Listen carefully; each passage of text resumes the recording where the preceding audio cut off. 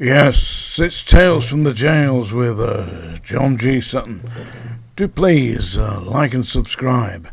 It's easy, just down there. And comments. I like your comments, you know. I really do. Today I'm going to talk about the abuse of prisoners by what I would call inadequate bully boy jailers and some of the disgusting tricks that they played. The worst, or I thought was personally disgusting, was to defile the food. I mean, what's the point in that?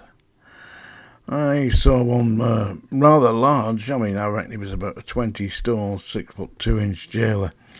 One day in the block, actually on D1 at Strangeways, got a big tureen of soup, put it on the floor, unzipped his trousers, whipped his todger out, and urinated into the soup. I said to him, with all due respect, what do you think you're doing? He said, that'll teach the bastards. I said, in actual fact, I said, it ain't going to teach anybody anything. I said, because all the prisoners are currently locked up or waiting to be served. I said, who is going to know that you've urinated in the soup except you and me? Oh, by the way, and the senior officer, because I'm just going to go and see him now. So I went to go and see the senior officer. I said, listen, you can't allow this. This idiot that you've got me on the landings with here was just urinated into the tureen of soup. You know what he said? Mr. Sutton, get about your duties. They were all complicit. They were complicit in that.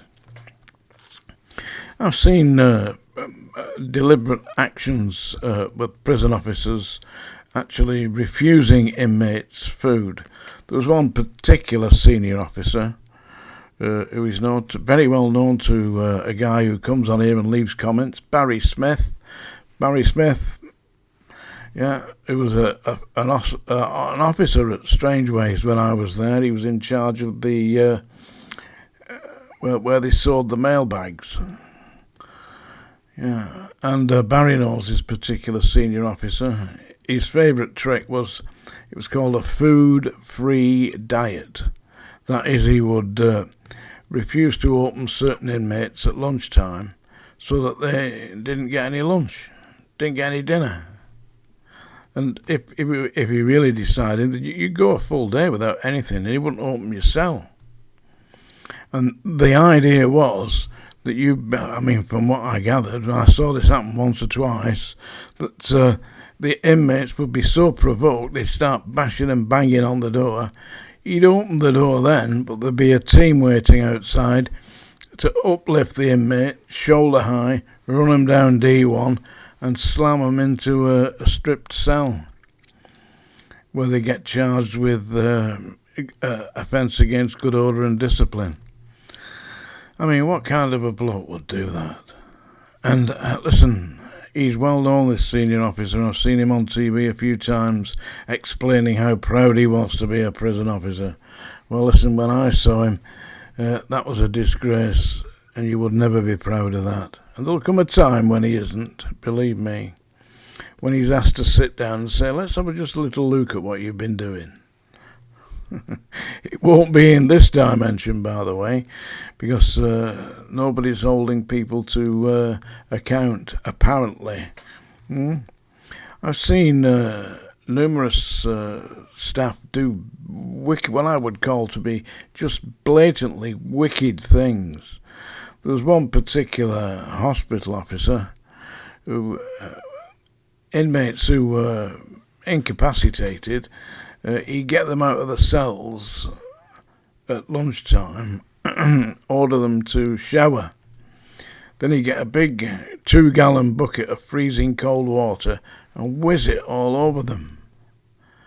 He called it hydrotherapy. I mean, come on. That's not hydrotherapy, that's just bloody plain cruelty. Another trick of the staff was to get wet towels and go in when the inmates were coming out the shower units and whip them with the wet towel. I mean, what's all that about? What is that about? I mean, who is benefiting from that? the standard brutality would be to just go in mob-handed and beat inmates up. But you would only do that if you were a coward, I think, because inmates are vulnerable, and if they fight back, they're on a loser from the start. If they fight back, they're going to end up in front of the governor, charged with assaulting a prison officer. So inmates are on an absolute hiding to nothing, a good hiding to nothing, yeah? So basically, if you're going into prison, be very careful what you eat. Because I'm not thinking it's happening today. I mean, God help us, things have got to improve since the 1970s. It can't surely be going on today. But, as I said, the inmates got their revenge. You can read about this in my book. Book number 2 it is. It's the second volume of my memoirs from the prisons, in which the governor, whose name was Norman Brown, he used to go down to the officers' canteen where they served, where they had the meals prepared. And the meals were prepared by prisoners, believe it or not. And Norman Brown used to go down there for his lunch every Friday. And for lunch every Friday was fish. And I got the inmates one night, and I was bringing them back from the canteen where they were cooks and cleaners and what have you. And they're all pissing themselves laughing. I said, "Come on, tell me what's so funny? 'Cause it don't seem so funny to me. What's going on?" "Oh, we can't tell you, boss. We can't tell you." I said, "Listen, tell me it's going no further." So he said, "All right, if it's going no further, we'll tell you." He said what they'd been doing was every Friday when Norman Brown had gone down for his fish dinner, his fish dinner, they got a nice piece of fish, and then they put it in a pan, and they'd all urinate all over the fish, so it was marinated in prisoners' urine. Then they'd cook it and serve it to Norman Brown. Seriously. And that's what they found amusing. So it's a disgusting, dirty place, his prison. Be very careful what you eat. I wouldn't eat at the staff canteen at all. I used to take an apple and a hard-boiled egg. That was it.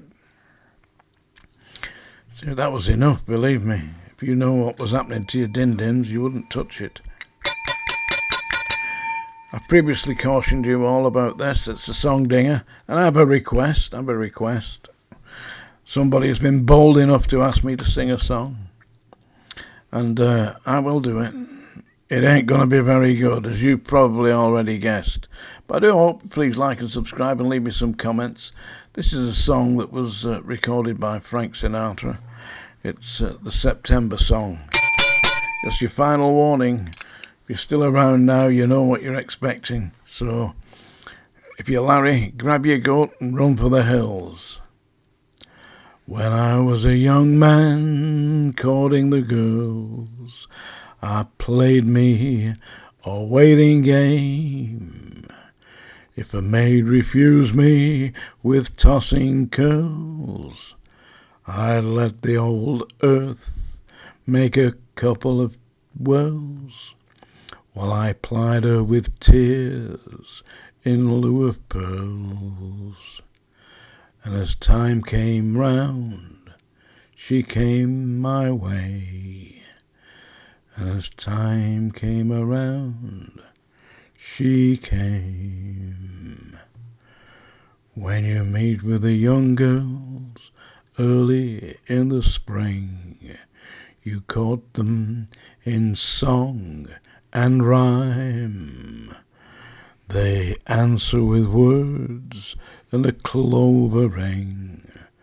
But if you could examine the goods they bring, they have little to offer but the songs they sing, and the plentiful waste of time and day. A plentiful waste of time.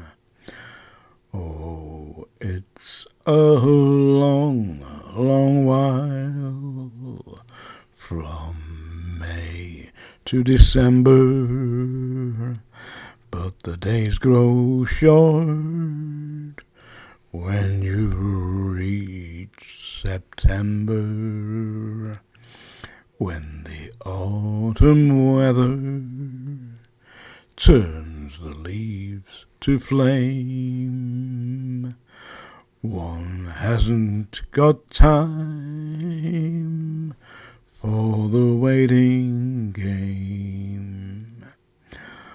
Oh, the days dwindle down to a precious few. September,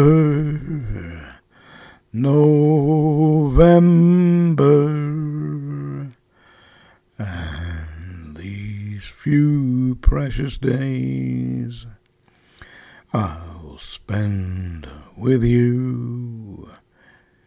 These precious days I'll spend with you. There you go. All those that really enjoyed that, I'll see you on the sick parade tomorrow morning. Arse full of larg actual. Tales from the jails.